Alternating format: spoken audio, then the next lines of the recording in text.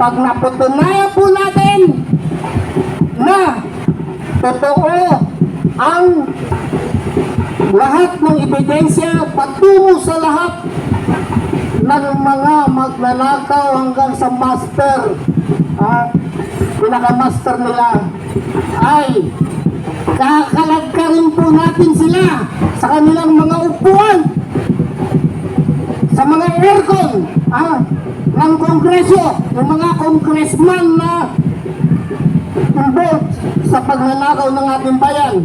Yung mga senador din, wala tayong pipiliin po. Basta may kasalanan, pauso po yung term na kalagkarin. Hayaan nyo na po yung mga ambush ng pulis at sundalo, lumayas na. Kaya mga kasama, ito po, pag inaresto si Senator Jinggoy Estrada, ay ito ay hudyat ng isang pagkakaisa ng ordinaryong Pilipino at iba-ibang sektor sa pagkakaisa ng lahat upang labanan ang mapang-aping administrasyong ito. Tama! Nauna pa may pakulong sa Senator Jinggoy Estrada, samantalang ang nagtistigo si Bernardo lang.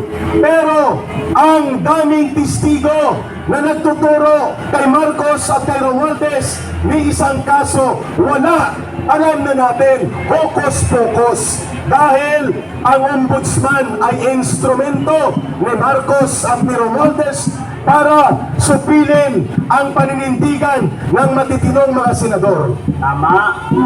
Kaya tayo, partner, ay tuloy ang pakikipaglaban dito sa harapan ng Senado upang protektahan ang ating 13 magigiting na senador, dahil dito sa 13 magigiting na senador, dito natin makakamit ang tunay na hustisya tungkol sa flood control issue. Ayun, partner, sa pagsisimula, tawagin muna natin sa pakikipagkaisa ang retired general mula sa uniform sector.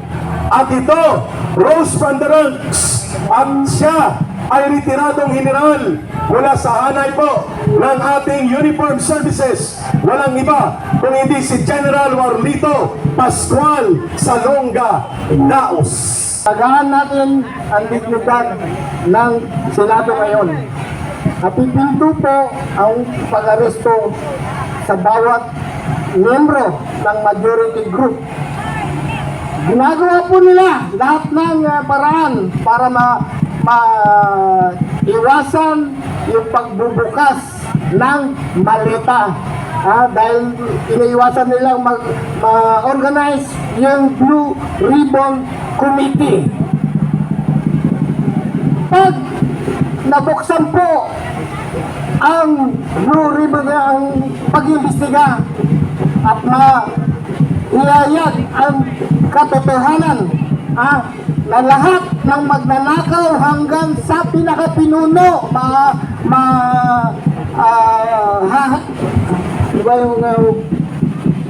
mahahakot o maibubunyag. Ito na po ang magiging hudyat ng pagbabago ng ating bansa. Dahil tinatawagan ko po ang lahat ng Pilipino, pag napatunayan po natin na totoo ang lahat ng ebidensya patungo sa lahat ng mga magnanakaw hanggang sa master, pinaka-master nila, ay kakalagkarin po natin sila sa kanilang mga upuan, sa mga aircon ng Kongreso, yung mga congressman na involved sa pagnanakaw ng ating bayan. Yung mga senador din, wala tayong pipiliin po. Basta may kasalanan, pauso po yung term na kalagkarin. Kaya ako po'y nagsusumamo din sa kapwa ko Pilipino, sa kapwa ko retirado ng serbisyo. Pangunahan po natin pag kondisyon po pag lumabas sa investigasyon ng Senado to ay karapatan na po tayong hatakin sila. Tanggalin sa posisyon. Kaya magmuni-muni na po yung may kasalanan. Kaya natatakot sila. Nabuksan na naman ang investigasyon. Lumaharangan nila lahat ng paraan. Unti-unti nilang kinakasuhan yung Magic 13. Pero sa aking palagay, hindi na po magbabago ang numero niyan. Kahiyaan na yan, sabi nga ni Marcoleta. Masigit pa sa hudas. Ate Hudas, yung maghuhudas. Kaya pasubuan na yan, papanindigan na nila yan. Kaya sabi rin ni Senator Jinggoy, I'll face kung yun ang, consequences ng kanyang ginawa. Ito, si Senator Erwin, ay mga Tulfo Brothers. Noon yan, nung hindi pa mga senador yan, ang tatapang kung magsalita, ang tatapang magmura, anti-corruption daw sila. Ngayon, ano nangyari? Nasumpal-palan lang ng ilang maleta, putang ina, mga putang ina mo. Dahil nagmumura kayo noon, naging biktima ko yun, kay Ramon Tulfo, tinyente pa lang ako noon, yung pinakakuya nila. Kung magsalita yung mga yan, bobo, walang silbi, yan ang mga ano nila. Ang lumalabas sa bungangan nila.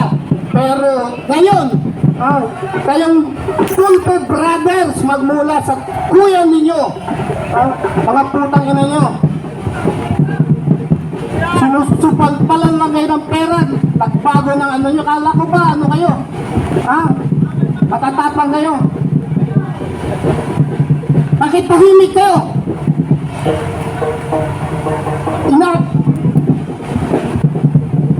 Kinokontra nyo pag bukas na naman ang investigasyon. Ito rin si Tito Soto. Tito Itbulaga Soto. Si Tito Itbulaga, 5 maleta Soto. 5 maleta. 5 maleta niya. Wala daw, not legal daw yung create ng subcommittee. Ay naku, inunahan mo na naman. Anong not legal? Inunahan mo na naman ng ano. Basahin mo yung internal rules ninyo mismo. Allowed po ang pag-create ng subcommittee. Hindi na kailangan iyan. Ang mag-create yan yung mother committee. Sino na namumuno dyan? Si Pia Cayetano. Bakit? Ano intensyon? Para may hahawak ng specific na trabaho tungkol sa flood control scam. Bakit? Natatakot kayo kay Senator Marcoleta? Dahil hindi nyo kayang kinakasuhan na nga si Marcoleta rin ng plunder. Natatawa ako kung bakit plunder.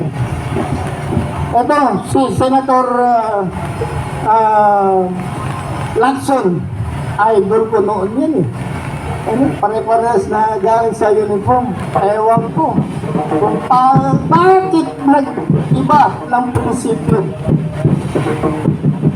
Lahatang halata nung siya ang head ng Senate Blue Ribbon Committee. Parating iwas. Ang daming mga nabanggit na pangalan. Nagbanggit siya ng pangalan, pero ginawa niya? Pinatawag pa niya?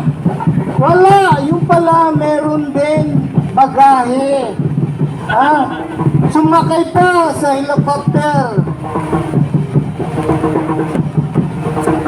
Naalo nyo naman po alam ko, kayong mga kapwa ko Pilipino, yung kapwa ko, yung wisdom niya ay alam mo kung ano ang tama't mali. Nararamdaman niya yan. Dapat po, eto, palagahan po natin, this is the last bastion ng ating democracy. Huwag natin hayaan masira ng tuloy ang dignidad ng Pilipino. Bawiin natin. Sabi nila, sila daw yung naging magulo daw. Eh kayo, yung side na, sila nagpapagulo yung side ng minority black eh. Ito lang ang magiging rekomendasyon ko. Ewan ko lang kung tama ko. Dahil matagal din ako naging legislative liaison officer for 8 years po. Ng dalawang ahensya. Pag nag-walkout sila, pag nag-walkout sila, pwedeng pa-arrestar yan ng Senate President at dalhin sa plenaryo para magkaroon ng forum. Yan po. Or, the other way ayan, around. Pag kayo namang majority mag-walk out. Kaso lang, hindi magandang tingnan yan. Hindi magandang tingnan. Kaya, sa pagkakaisa na suportahan natin po ang Magic 13. Magandang hapon po. Maraming salamat.